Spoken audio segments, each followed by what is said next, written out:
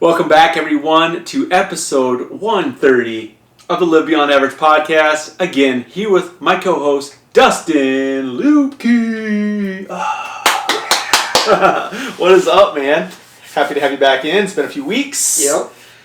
We are going to talk about, because it is the last few days of June, we've all been busting out our bows. We're all prepping for the season. Most of the draws are wrapping up. We know what we have for tags in our pockets.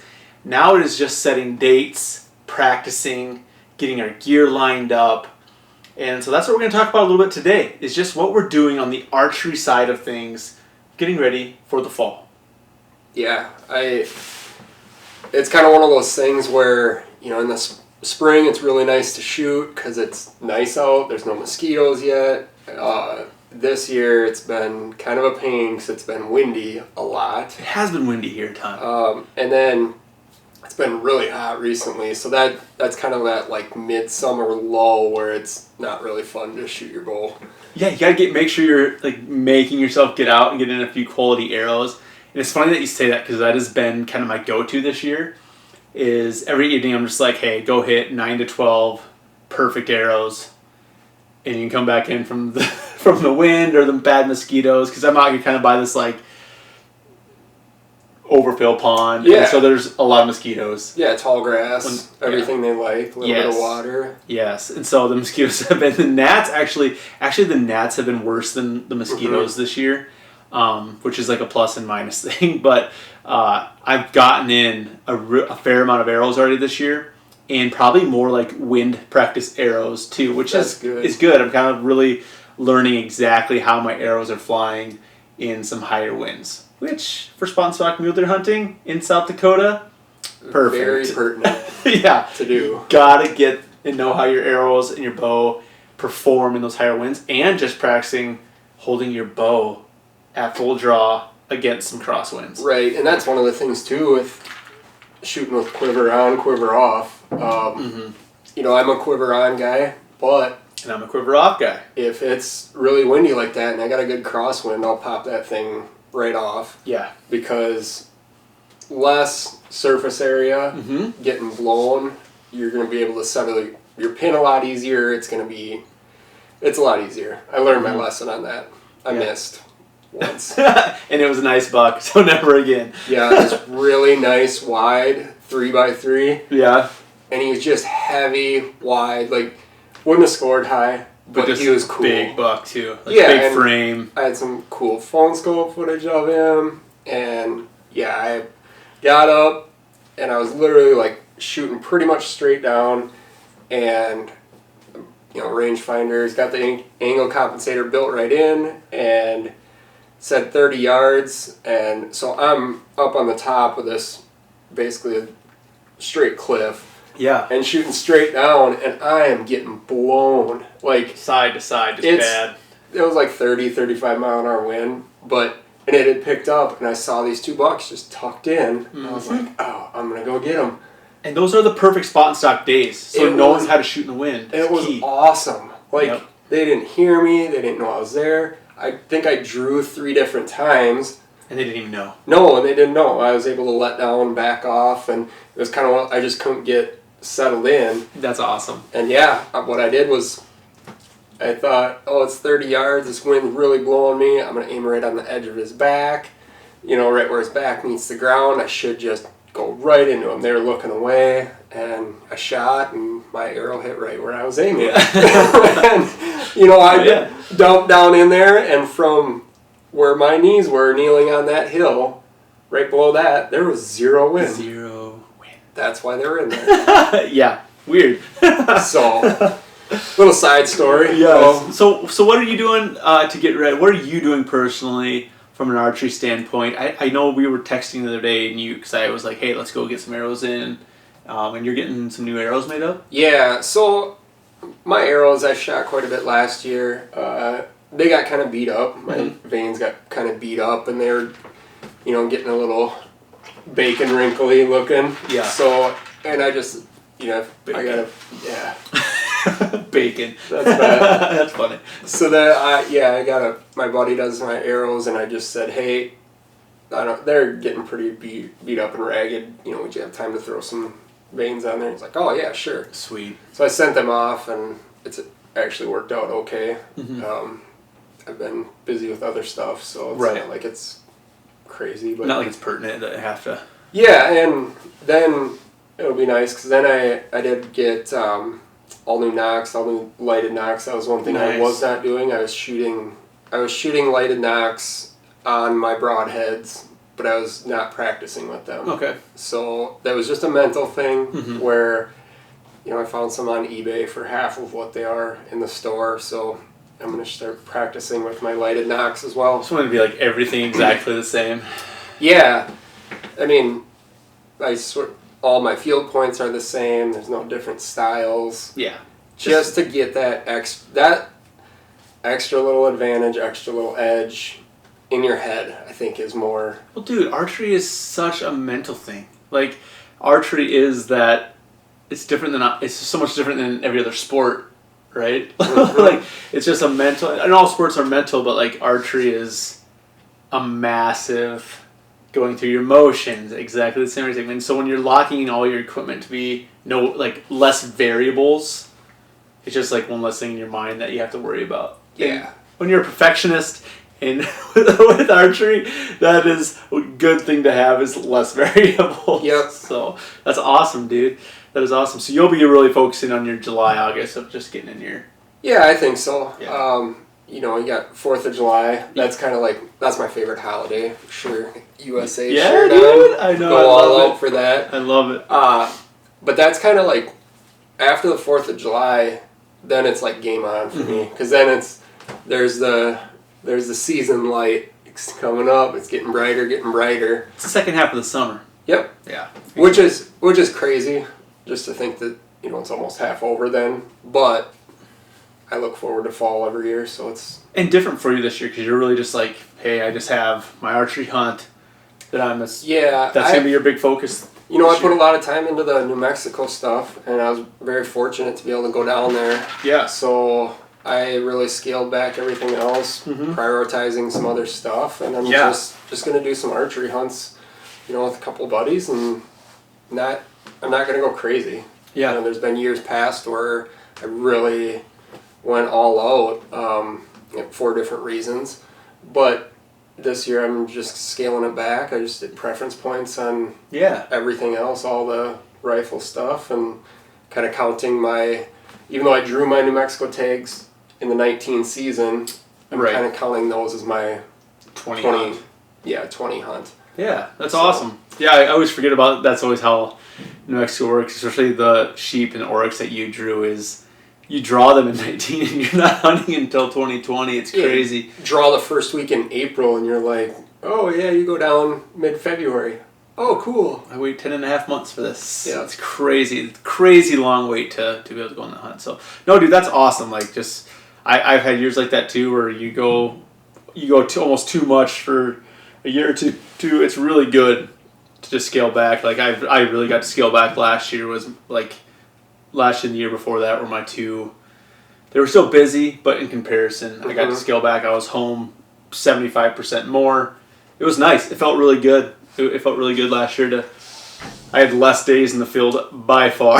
Last year it was crazy. I had New Mexico with you, and I had earlier in September, so months apart. I had 5 days in New Mexico.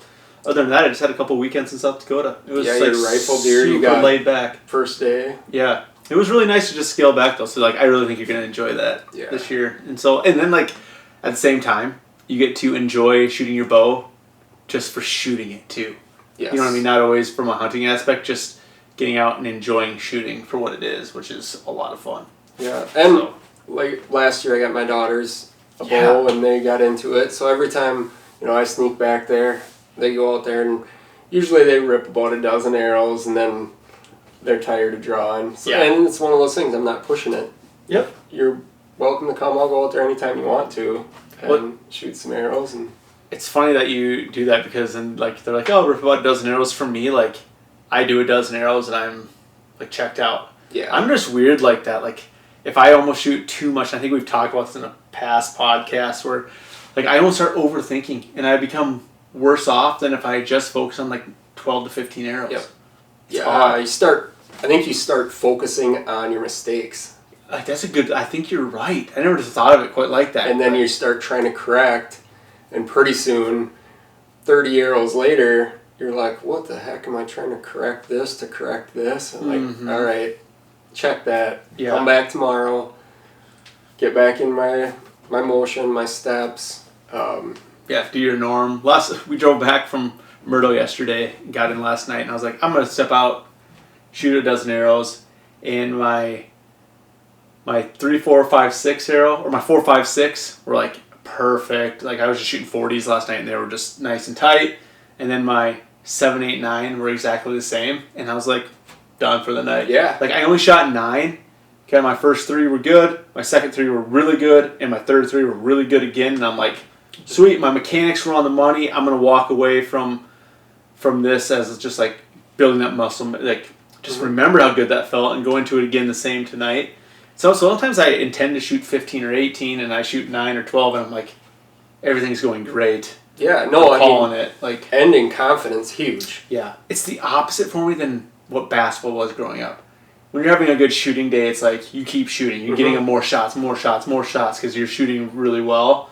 It's like, it's such a weird mind switch for me. It's like, sweet, nope. I'm good. I'm good. Like, my mechanics are great. Like, let's just keep building that muscle memory. Let's walk out. I needed a good confident ending day like that. Yep. It's just funny. So I think that's like a key for people to walk away with is like, once in a while, it's okay to end 3 arrows early or 6 arrows early when things are just on the money. Leave confident, build positive neuromuscular pathways.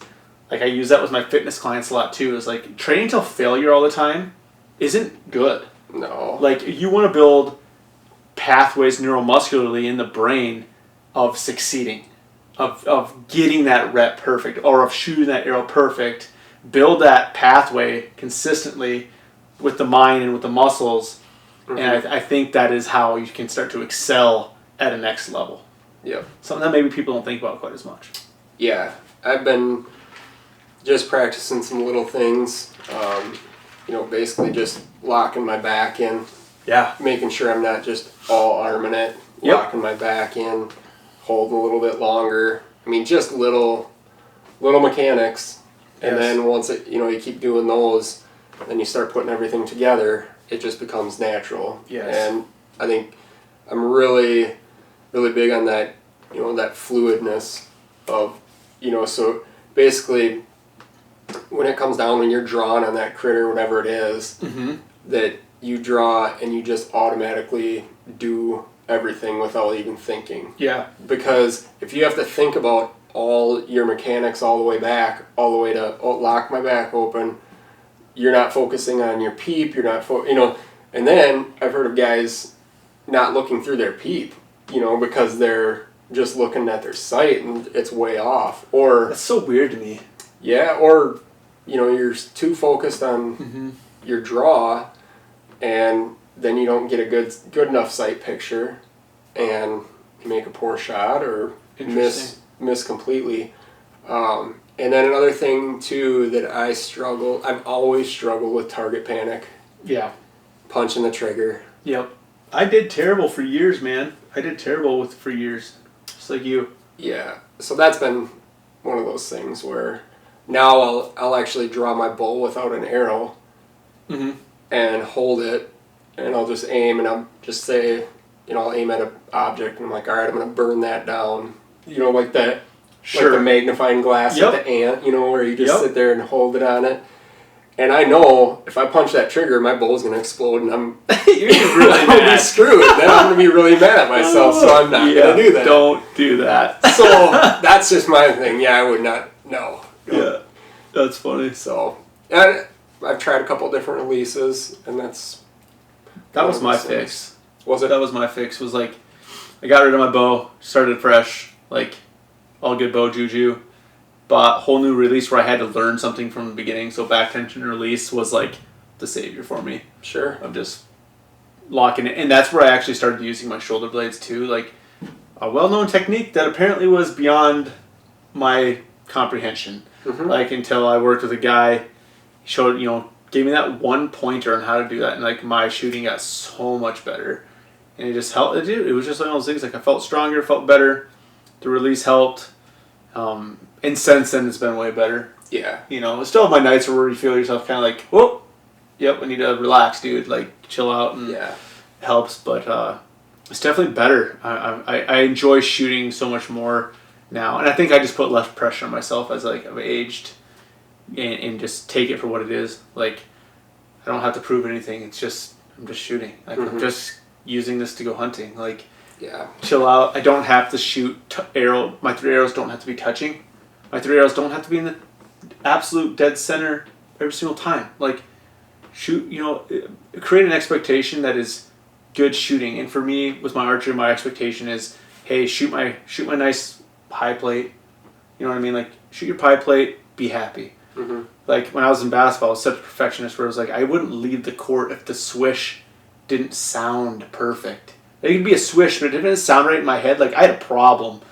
Like, you know, like I would be shooting, and I already have my 800 to 1,000 shots in for the day, and I might be at the gym for an extra 15 minutes just getting it to sound right, because in my head it was just like a little too much OCD. And it needed to be perfect to go into the next day. And so like that was obviously, looking back now, that was 10 years ago. Yeah. Plus, so it's like just learning, growing from your own past mistakes or issues. And for me, it's just like, okay, my expectation doesn't need to be that I'm an Olympian shooter here. Like, it needs to be where I'm an effective, lethal killer out in the woods. Mm-hmm. And I can do that by shooting my pie plate. Right. You know what I mean? And so that's my expectation for myself. And it's weird because since I've done that, my shooting most of the time is better than if I was to have a higher expectation for myself of shooting, you know, a 2-inch group. Yeah, I end up shooting more 2-inch groups because I have an expectation of shooting an 8-inch group. And you're not pressure in my head's less. You're not getting frustrated either. That's where the saving comes from, right? The saving of all that. Yeah, the frustration just saved. You end up shooting, which means less pressure on yourself. You're having more fun. That's enjoyable. This last weekend was Total Archery Challenge out at Terry Peak. Yet to still do that. Yeah, me neither. It's a hard time of year for me. Knew a few different groups of guys that were out there. Yeah. Looked like a blast. And that's one of those things where, if you're not familiar with that, it's like a 3D course, but it's on the ski hill. Yeah. It's on a mountain. So you have extreme angles, all different kinds of animals, all different sizes of targets. And it looks like a lot of fun. And you keep score too. We need to go out there for a day next year. Like, we just need to plan it, like me, you, Devin, and Matt, like us 4 guys. Yeah. And just go shoot the course for one day. Yeah. Because it'd be fun. I've never done it. Yeah. No, and then, you know, there's guys that, like, that's what they do, is they're competition shooters. Yeah. And that's what they do. Where, like this one, a lot of these guys are hunters that looking for something to shoot, and the weather's way nicer out there. Mm-hmm. It's not as hot, so more conducive to shooting. And so much realistic hunting. You know, you're not just shooting at a flat target at 40 yards. Like realistic positions, you know, of these targets of all the 3D animals. Of, you know, for some guys, maybe a really big wake up call of maybe they have their first Western hunt that year, or they're going again, but they go out and shoot really poorly at tack, and they're like, okay. Yeah. A little wake-up call. I need to practice more at, you know, these live situation style shooting practice.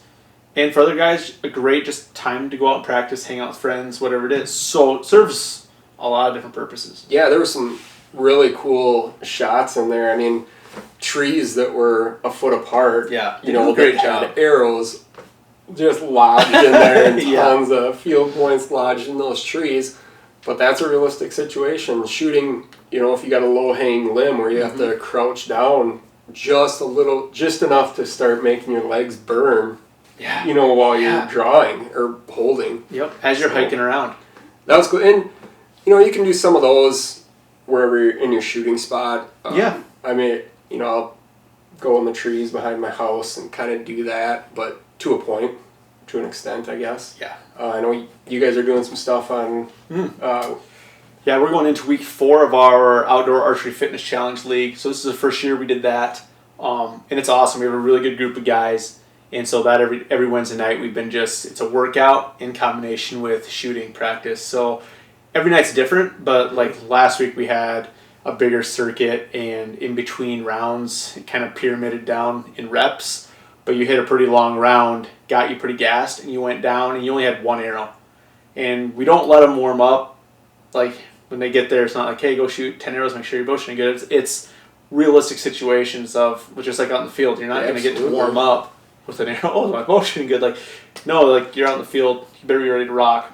And so they got one arrow, and obviously they had that last week they had penalty for the week before. A lot of them had shot really poorly. And so this last week we had made it where, every so far out you had more burpees. So you had to complete those burpees before you went into the next round, which was torture. I bet. Because that made that next round terrible. And so then that last week was the best the guys have shot. It's like we told, we gave this penalty, and all of a sudden it was like the focus of all the guys just zoned in. Everybody shot a little better. It was really cool to see the focus turn. And so they had like 3 rounds of this. So they only shot 3 total arrows Wednesday night.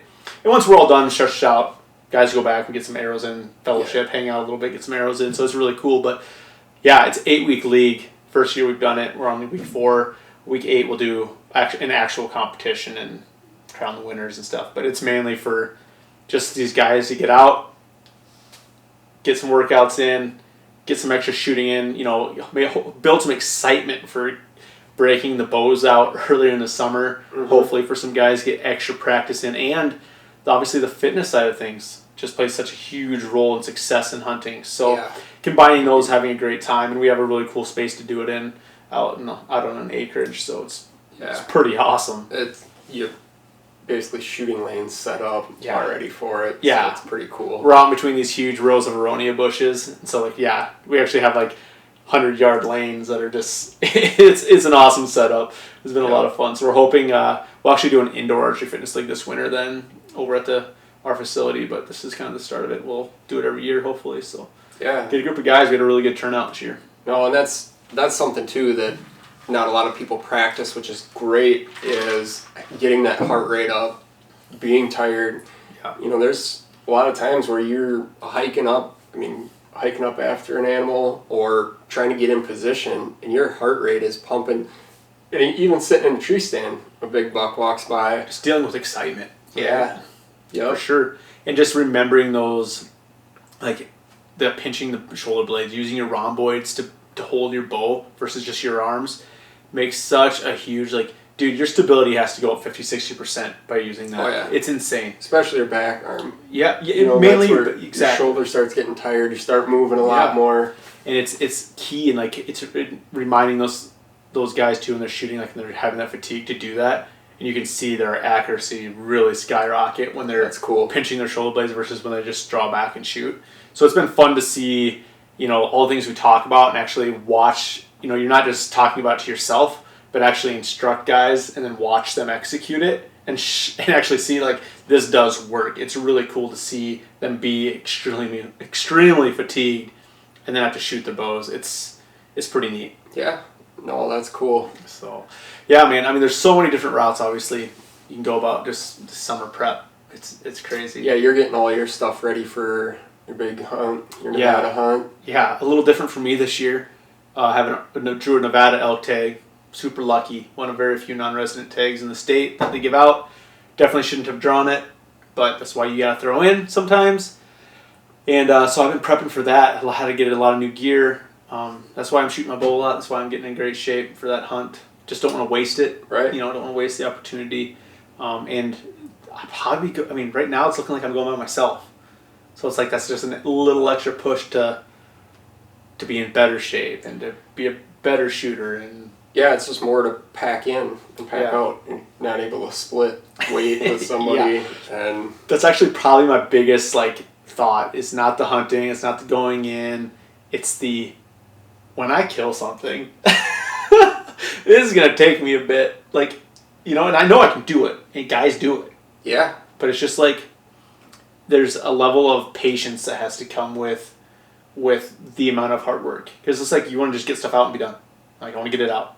I want to cut it up, pack it up, get it out. You're not You're not going where you're a mile from the truck No. or the trailhead. I'm in some really rough country. It's some of the most remote area in the United States. In the spot that I'm at, that people go to like backpack or anything like. It's a very remote area. There's some really, really rugged canyons. It's rough. It's steep. It'll test me for sure. And that's the part, honestly, that's so weird. Is like, I kind of have an opportunity, maybe a guy going with me, like Matt's still kind of up in the fence of going. But there's like part of me where I'm like, I kind of want to do this alone.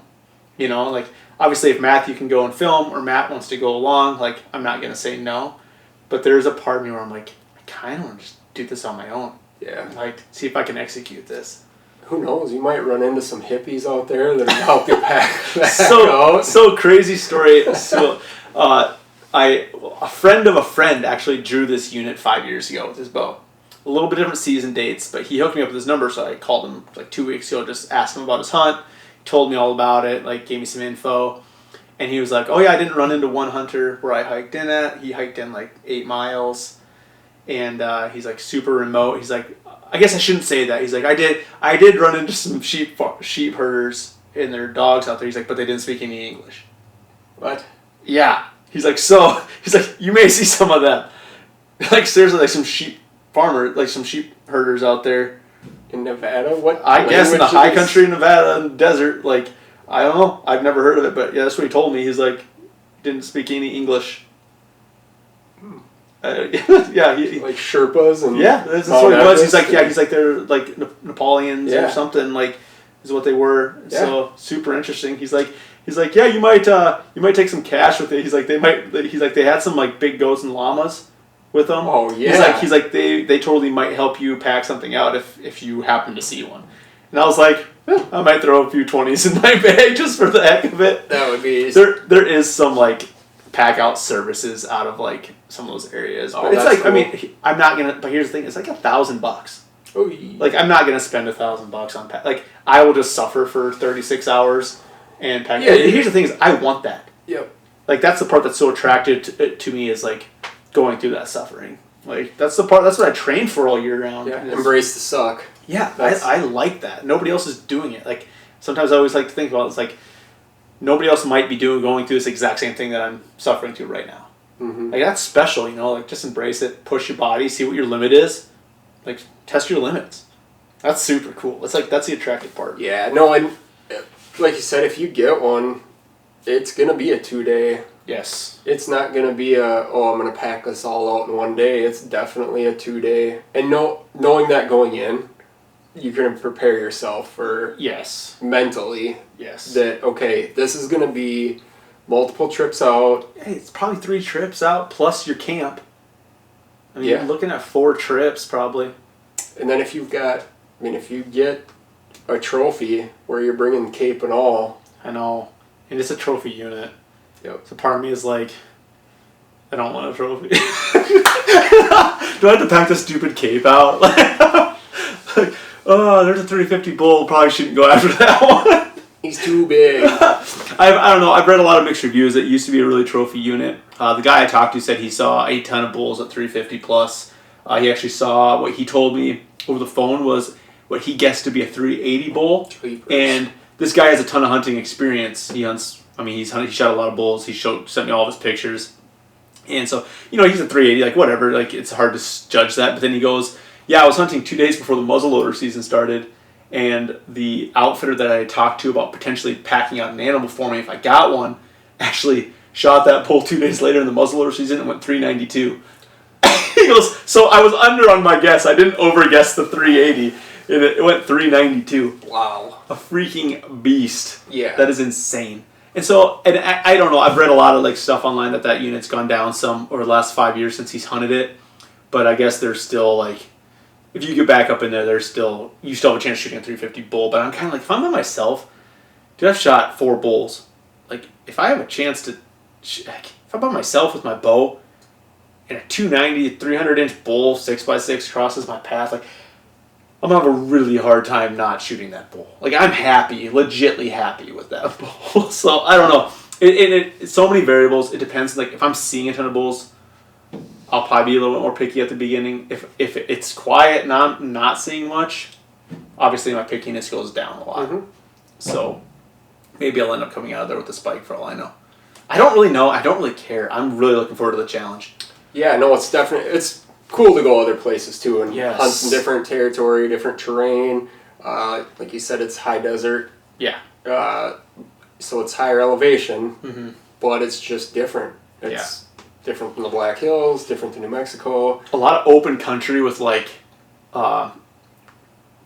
thicket fingers. So in the fingers of all the big open spots, and then there's like little foresty thickets, and then rivers that cut through. It's just some neat country. I've actually YouTubed like hunts in some of those areas, and there's been some videos that popped up to some like normal guys with vid cams, and which was cool because you get to see what the country looks like. So you get there and you're not like, oh.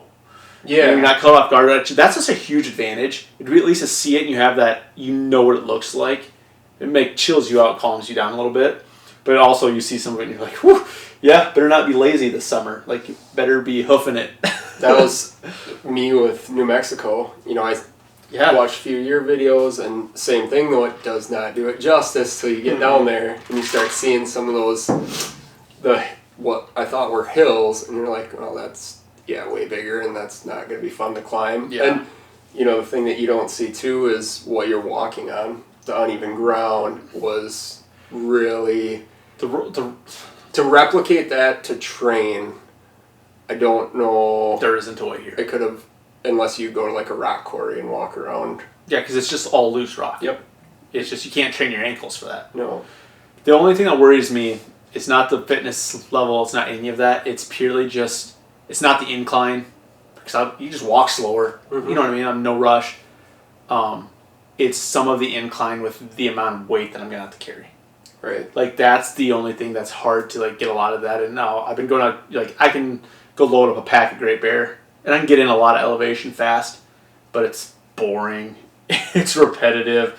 But you got to do it. Mm-hmm. And it still doesn't replicate the same, but at least you can get some in. But I think we'll be good. I'm pumped. Keep doing my little routine with the bow. I really like shooting my little 3-arrow setups. Take 3 out. I shoot sets of 3. That has been, like, my thing. Shoot sets of 3. Get 4 or 5 sets in, be good. Dude, I'm pumped for this year, man. Yeah. It's going to be good. No, I'm going to try, I think Neil and I are going to try and sneak out again in September. You guys know dates yet? We're not. Just kind of sure, playing it by ear. We're debating. Yeah. It's kind of one of those, like, we really want to, you're always chasing the September 1st. Oh, you're always chasing the Velvet Dreams. Yeah. I get it. But it's got to work out into a schedule. Yeah, I know it. Yeah, my Velvet Dreams are wasted another year. Unless I get out to Nevada and shoot a Velvet Elk. That'd be... There's a small chance that opening few days that they could still have Velvet. It's because it's early season, but I would guess not, but it's possible. And I don't even know if I'm going to be out there for opener. I might be a couple days late. It would be really cool if you found one that was like half stripped and velvet hanging off of it. I'd lose my mind if I got to shoot something like that. Like if a 280 bull half stripped, yeah, I would shoot him in a second. I wouldn't even hesitate. Right. It would be so sick. It would be awesome. I'd be pumped out of my mind. What about like predators? So there's not much. No bears in that area, thankfully. There used to be, but there's not anymore, according to the website. Obviously, I'm guessing there's some mountain lions because there's mountain lions pretty much everywhere anymore. I didn't even check on that. I just assumed that there's pretty much mountain lions anywhere and everywhere anymore. Mm-hmm. But yeah, don't have to stress too much about that. Wolves. I didn't check on that. I guess I didn't even think about it. Hope not. It's got to be like that desert. I don't think that is. High. I mean, it is by Idaho, so it's potential, I guess, but could be. Could be. I'll take my pistol. I take my pistol everywhere.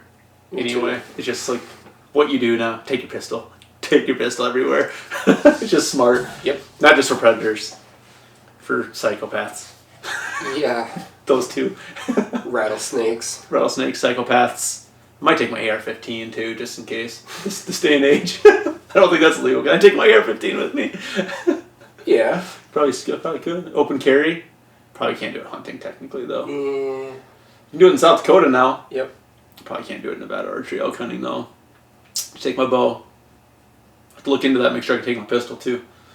Check their regulations. Yeah. So Sweet, dude. Thanks for coming down. I'm glad we got to talk a little bit about archery setup, just kind of what we're doing prepping for this coming season. Yeah. Dude, I'm stoked. It's going to be a great year. We're going to have a lot of fun. And I hope everybody had a good time listening to the short podcast. We've got a couple other ones that we're looking at doing coming up. We're just get some time to it's been busy. Sneak in. And we have a really cool med kit one coming up. Yep. So that one will be really fun. And then I'm going to do a complete breakdown of all my backpacking gear coming up for this Nevada hunt as well. So a little prelude on a couple things. So we'll break down med kit. We'll break down the entire pack. We're going to see how much that baby weighs. We're all said and done. It'll be fun. Yeah, you might be breaking it down even more. Yeah. I'm going to load the pack. We'll weigh it. We'll re-break it down. I think we're doing okay. It's going to be heavy. Yeah. But it'll be good. So thanks for jumping on today, guys. Hope you enjoyed the podcast, and we'll catch you next time. See ya.